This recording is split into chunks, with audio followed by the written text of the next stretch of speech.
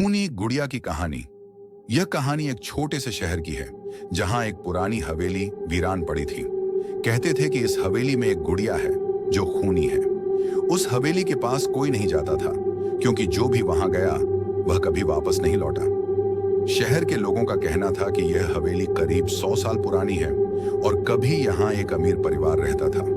उस परिवार की एक छोटी बच्ची थी जिसका नाम अन्ना था। अन्ना अपनी गुड़िया से बहुत प्यार करती थी। वह उसे हर जगह अपने साथ ले जाती। लेकिन एक रात उस परिवार पर एक भयंकर हमला हुआ। कोई अजनबी वहां घुस आया और पूरे परिवार को मौत के घाट उतार दिया। अन्ना और उसकी गुड़िया का भी कुछ पता नहीं चला। लेकिन इसके बाद हवेली में अजीब अजीब घटनाएं होने लगी। रात के समय वहां से किसी बच्ची की हंसी सुनाई देती, कभी किसी के रोने की आवाज आती। लोग कहते थे कि वह गुड़िया अब खून की प्यासी हो गई है और जो भी हवेली में जाता है उसे मार देती है। कहानी की शुरुआत इस घटना के कई साल बाद शहर के 3 दोस्त आर्यन, नेहा और रोहित ने यह तय किया कि वे उस हवेली में जाकर सच्चाई का पता लगाएंगे। आर्यन ने कहा, यह सब अंधविश्वास है, मैं नहीं मानता कि कोई गुड़िया खून कर सकती है। नेहा और रोहित ने भी उसका साथ दिया। अगली रात वे तीनों टॉर्च और कुछ सामान लेकर हवेली में पहुंचे। हवेली अंदर से बहुत पुरानी और डरावनी लग रही थी। फर्श जगह जगह से टूटा हुआ था, दीवारों पर अजीब निशान थे और चारों तरफ धूल जमी हुई थी। जैसे ही वे अंदर गए, अचानक दरवाजा अपने आप बंद हो गया। तीनों डर गए, लेकिन उन्होंने तय किया कि वे बाहर की सच्चाई जानकर ही लौटेंगे।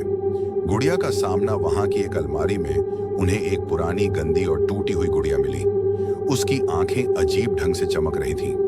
नेहा ने कहा, यही वह गुड़िया है जिसके बारे में लोग बात करते हैं। जैसे ही आर्यन ने उस गुड़िया को उठाया, हवेली में अजीब घटनाएं होने लगी। खिड़कियां अपने आप खुलने और बंद होने लगी। दीवारों पर खून से बने हाथों के निशान दिखने लगे। तभी अचानक एक बच्ची की धीमी आवाज सुनाई दी, मुझे मेरी गुड़िया वापस दो। वे डर के मारे पीछे हट गए। रोहित ने कहा, हमें यहां से तुरंत निकलना चाहिए।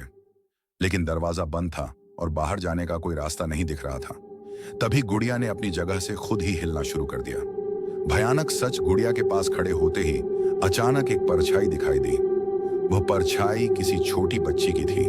उसने चिल्लाते हुए कहा, तुमने मेरे परिवार को मारा, अब मैं तुम सबको सजा दूंगी। ये सुनकर तीनों सन्न रह गए। नेहा ने हिम्मत दिखाई